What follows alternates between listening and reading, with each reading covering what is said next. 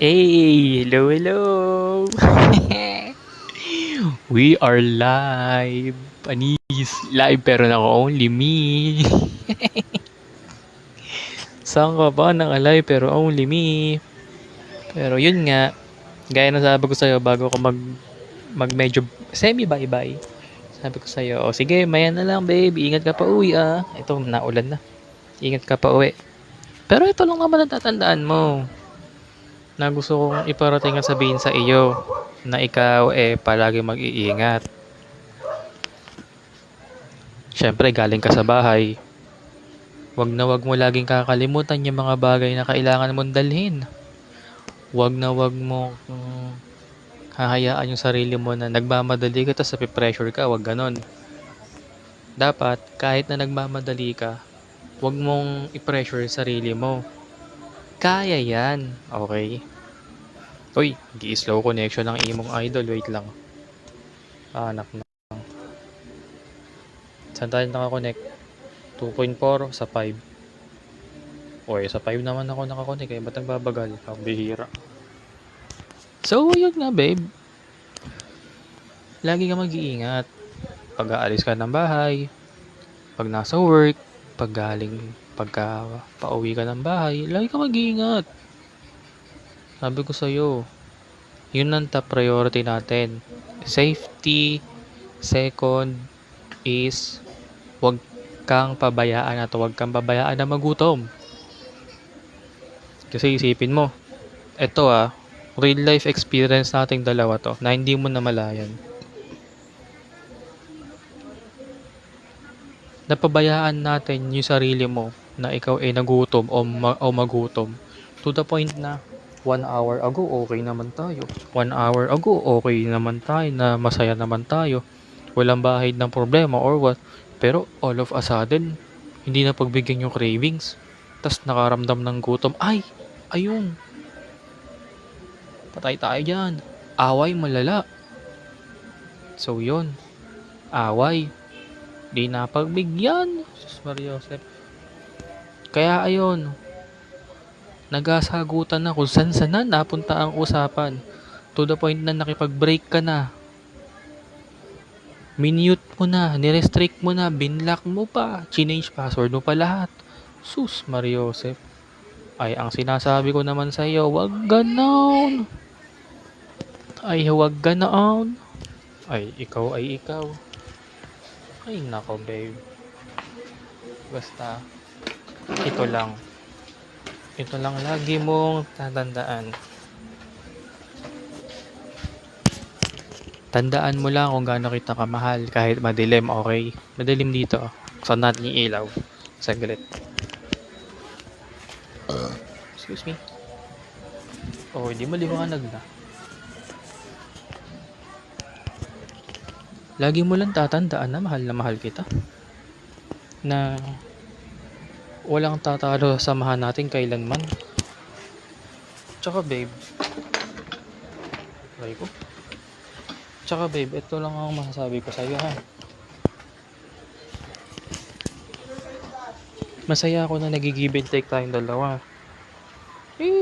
Ganun talaga pag mag-partner.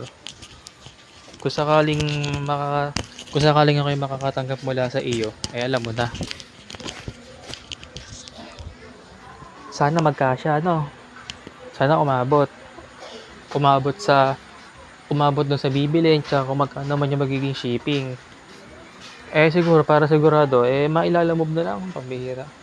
Lalamove, halimbawa, nabili ko ngayon. O, ipadala ko kinabukasan.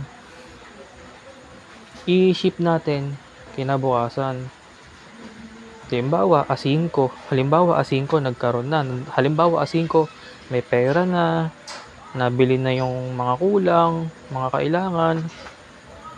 Ngayon, ang gagawin natin, kinabukasan A6, noon natin i-ship, i-book para ma-deliver na. Ang bihira. Oh, by the way, kamusta pala araw mo? Ay, sana kahit ikaw ay busy at pagod, okay ka lang. Well, I heard na nagreklamo ka kanina kasi medyo natagusan ka lang naman. Ng konti lang naman. Well, di naman natin kasi ina-expect na na maaga ka magkakaroon, 'di ba? Kasi alam natin Sabado or 6 sa 6 pa, 6 pa ng June, 'di ba?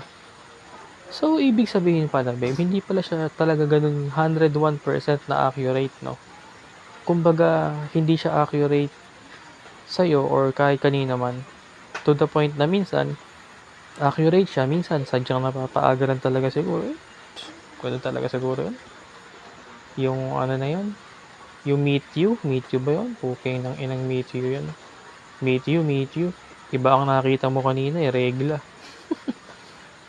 Kaya basta alam mo babe, halimbawa, eto bibigyan lang kita ng halimbawa, sa susunod na buwan pagka alam mo ngayong buwan na 'to, halimbawa last week na ng June, ang gawin mo, maglagay ka na ng binili ko sa'yo. Maglagay ka na sa bag mo, mag-stock ka na ng 1 o 2. Tapos same naman sa napkin, mag-stock ka din ng 1 or 2 gano'n.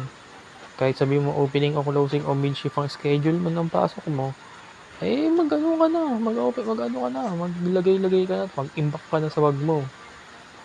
Tsaka kung ano naman, sabagay hindi ka naman matatagusan kung gano'n, maagapan naman, para mainam magdala ka na rin ng panty, extrang panty, para sigurado. Para alam mo naman, tapon mo na yung panty 'pag gano'n, bili na ng bago. Tangina kasing panty yan, napaka-sexy mo sa mga panting suot mo.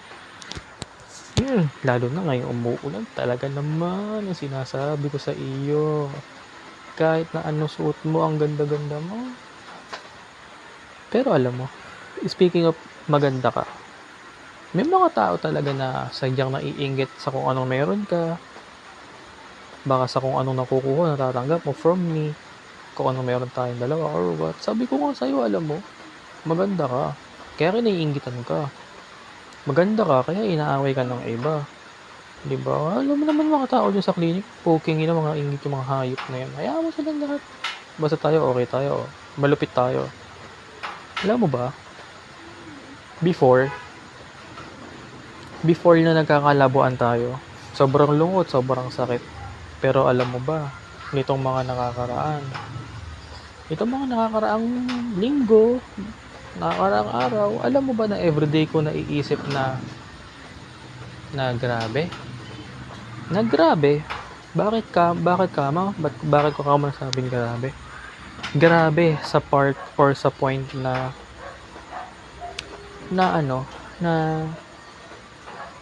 yung dating bumibigay or humihina na pundasyon ng samahan o ng relasyon nating dalawa is unti-unting bumibigay kasi nga humihina na nga, parang nawawala, ganun.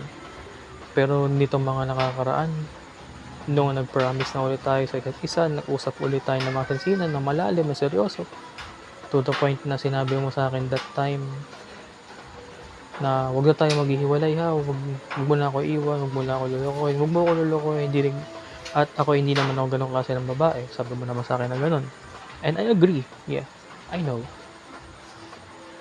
Alam mo ba nung sinabi mo sa akin yun na binigyan mo ako ng assurance, alam mo ba na na simula nun, everyday na tumatakbo sa utak ko na syempre wag pa rin kampante, yun naman yung number 1 doon. Alam mo bang everyday pa rin tumatakbo sa utak ko na what the fuck? Na andito na tayo sa point ng andito na tayo sa point ng hindi mo na talaga ako iiwan or kayang iwan. No, hindi kayang iwan. Alam kong kaya mong gawin yun kasi syempre babae ka, nakakaramdam ka ng pagod, ng pagkamis, ng pangungulila from both of us, kung ano meron tayo. Pero, di ba, alam mo naman yun, na mahirap, pero medyo kaya pa naman. Kaya nga basta, sabi ko nga sa'yo, tapusin na natin yung resume ko. Makapagpasa, makapaghanap na ng work, at makapag-ipon-ipon ng konti, makakuha na ng mga requirements paunti-unti para pag gawa na ng print ng mga resume, tapos pasa-pasa sa ganito ganyan. Hindi para okay na. Diba? Ayun. I prefer sana, babe, kung halimbawang kahit saan man ako sa part ng Manila mag-work, baka naman pwedeng Baka naman po pwedeng, baka naman po pwedeng ano, babe? Baka naman po pwedeng, ano tawag doon? Baka naman po pwedeng mag-work ka na lang siguro. Malapit sa akin, magkasama tayo forever, ganun. Magkasama na tayo, all day, all time. Lalo sa pag matutulog, ganito ganyan, kung parehas man tayong day shift, di ba? Pag ganun, live-in na lang tayo, magsama na lang agad tayo, babe. Pero speaking of magsama, kung napanood mo man yung sinend ko sa'yo sa messenger, 2 minutes and 45 seconds. Nabanggit ko yung topic doon na na dry ng labi ko. Sa gawa ng anghang to kahapon. Tapos kakaganyan pa ng ngipin. Kakakayod. Well, nabanggit ko doon kanina yung about sa kasulatan at sa notaryo. Matagal na ako nagpaplano noon. Dinadaan ko lang sa biro. Pero minsan naman, sinasabi ko sa inyo seryoso, na what if gawa kaya tayo ng kasulatan or gawa ko ng kasulatan para di mo ako iwan. Minsan seryoso yung sinasabi ko sa'yo na yun, pero pagkatawanan mo lang. Pero this time, eto, seryoso talaga. Gusto kong gumawa tayo ng kasunduan or ng kasulatan na nakanotaryo. Tapos, papanotaryo ko yon, nandun yung kasunduan o yung kasulatan na walang maghihiwalay sa atin na kahit na sino at hindi tayo maghihiwalay kahit kailan. Kasal man o hindi kasal. Tapos, sa baba, pangalan ko, syempre, kung paano yung mga format ng mga pang-legal na mga, syempre, yun, dadaanan natin sa legal lahat yun. Let's make it legal. Tapos, syempre, pipirmahan ko yun with my name. And same as you. Yun din yung gusto kong gawin. Para, alam mo yun. And yun nga, once na merong sumuway dun, automatic multa o kulong. Yun, alin sa dalawa na yun. Diba? Kaya, gawa tayo minsan ng ganun. Yung seryoso talaga ha. Para talagang sure na wala na maghihiwalay. Ang bihira ikaw na lang ang ko. Ikaw na lang ang source of strength ko tsaka energy ko Sa totoo lang. Kung wala ka, matagal, malamang baka wala na rin ako. O kung nabubuhay man ako nang wala ka, feeling ko, ang buhay ko naging patapon, kung ano-ano pinagagagawa or what. Alam mo yun, like talagang talagang sobrang siguro magiging fucked up, magiging hard. This time mag-send ka sa akin ng mga pictures mo. Ang gaganda na naman. Nakaw, talaga namang pagkaganda-ganda mo dito. Uwi na kami. Ingat babe. I love you so much. Tell me if nakauwi ka na agad sa bahay para mali pa spelling. Para makapag-call ako agad sa IG mo. I love you. So yun. Kakapasok lang ng 3 picture na sila mo, pati messages mo. Ingat ka, I love you so much. Pero going back to the topic, let's make it serious, babe. Gawa tayo ng ganun, tapos panotaryo natin, di ba? Then, ganun yun ang gawin natin. Para sure talaga. Kasi ako, ayoko talagang iwan mo ako. Ayoko rin naman na iwan kita. Gaya nga nang sabi ko, kung ikaw ay nawala sa buhay ko, ay wala na. Pabayaan ko na ng sarili ko. Baka kung ano na ginawa ko sa buhay ko ngayon. Baka kung ano ginawa ko sa buhay ko ngayon na malamang hindi ka nais-nais ba ganun. Syempre, hindi naman tayo ganun. At another thing is, syempre, medyo matino pa naman ang utak natin. Kasi lalo na andyan ka. Ewan ko na lang pag wala ka. Di ba? Alam mo ba, sabi ko nga sa'yo last time, ayoko na nag-scroll sa TikTok or sa FB kasi lalo na pag may mga issue ng mga cheating na ganyan, yung mga nangaliwa na ganyan, nangaliwa yung babae, nangaliwa yung lalaki, nanloko yung lalaki, nanloko yung babae. Alam mo, masakit sa akin yun. Kaya nga sabi ko sa'yo, alam mo babe, nung nakaraan na nag-away tayo, sabi ko sa'yo, kakanood mo ako ng mga ganun-ganun yan. Tignan mo, na-influensyahan ka ng negative energy. Kaya sabi ko sa'yo, wag ka naman ako daw magbabasa-basa ng mga ganyan, babe, kasi hindi maganda sa ating dalawa yan. Kasi isipin mo, ang ayos-ayos ko, ang tinutino natin, pambihira. All of a sudden na mag-open ka ng topic ng gano'n, maya-maya kaaway mo ko, inaaway mo na ako. Eh, ano ba kasalanan ko dun? Damay civilian. Talagang literal na, literal na wala. Literal na awit.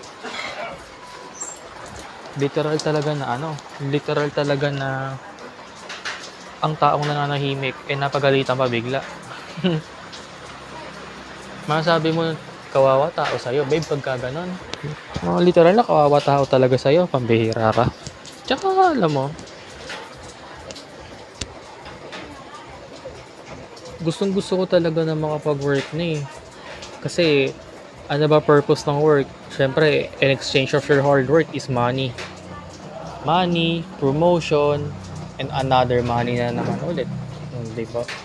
So ako, yun lang naman habol ko. And speaking of money, sana talaga makonvince mo talaga si ma'am na, Ma'am Marge, dito na lang sa greenery. Tapos, sama ako kung if pwede, diba? Malay natin, pumayag siya. Tapos, through that, sabi mo sa kanya na, Ma'am, pwede ko bang isama si Pao, ganito, ganyan. Tapos, kasi gusto rin daw po niya talaga kayo makausap about something, ganito, ganyan. And then, she will help me dun sa website na sinasabi ko din sa'yo before. So, yun. Siya na bahala sa akin. Hindi, bago yun, ikaw muna bahala sa akin. After that, si ma'am na bahala sa akin if ever na magkausapan kami about to sa website para siya ang mag-direct naman dun kay Belly. O, diba? Tsaka aminin mo na kasi, babe, na ako dun, ghost employee ako dun. Aminin mo na kasi, Ma'am Marge, meron po tayong isa pang employee pero hindi po siya employed. Ano po siya? Kung ako po yung receptionist niyo at assistant, meron din po akong sarili kong receptionist, personal. Malamang matawa pa yun pag sinabi mo yun, pambihira. Pero yun nga. Hindi ko alam kung nakakailang minuto na itong live na to. Pero okay lang. At least, 'di ba? Basta yun. Pagka uwi mo, diretso kain ka. Pahinga ka na mga 10 to 15 minutes nang nakatayo or nakaupo or nakasandal dyan sa upuan mo. After that, pwede ka na mahiga. Tsaka,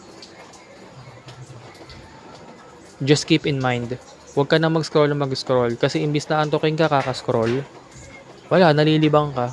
Inabot ka na madaling araw hanggang hating gabi, hanggang alas 11, alas 12 mahigit, alauna, alas 2. Kaya pagka ganun, kinabukasan, wala, hirap ka gumising. Well, magigising ka nga, masama naman ang loob mo, gawa nga ng antok na antok ka. Kaya ako, nire-remind kita, huwag ka na magpuyat, matulog ka na matulog. Tignan mo nga, kahit nga nung mansari natin, di ba sabi ko gusto mo pa ba matulog? O matulog ka lang, okay lang ako sa akin yan. Hintayin kita magising. Buti na lang. We scored together. Di ba? Buti naka-score tayo yesterday. Kaya healthy. Ayan, buti na lang umabot. Alam mo na yung sinasabi ko, pero pambihira naman. Basta yun, huwag ka na magpuyat ng kakascroll, kakanood ng TikTok. Kasi imbis na antukin ka dun, di ka naman naantukin sa ganon. Pambihira. Malilibang ka. Pag nalibang ka, hindi ka talaga lalo aantukin. Well, yun lang naman. Well, sa mga oras na to, anong oras na ba? 9:56 is on the way ka na pa uwi sa inyo. And yun, lagi ka mag-iingat. Palagi ka lang mag-iingat, babe. Yun lang naman ang ko. Number 1 na ang priority ko sa'yo, number 1, safety. Okay, safety all the time. Number 2, syempre, kung in general, pag-aalaga sa'yo in general, such as sa food, kung may kailangan maitutulong, gano'n, mga bagay. Syempre, yun naman ang natin, ang ating top priority is yung safety, di ba? Kaya, yun, basta always be safe. Pag pauwi ka ng bahay, pag paalis ka ng bahay. Tsaka, always keep in mind na hindi mo kailangan lagi magmadali kahit na late ka na, or hindi mo kailangan i-pressure yung sarili mo sa lahat ng bagay. Okay? I love you so much, babe. I love you so much.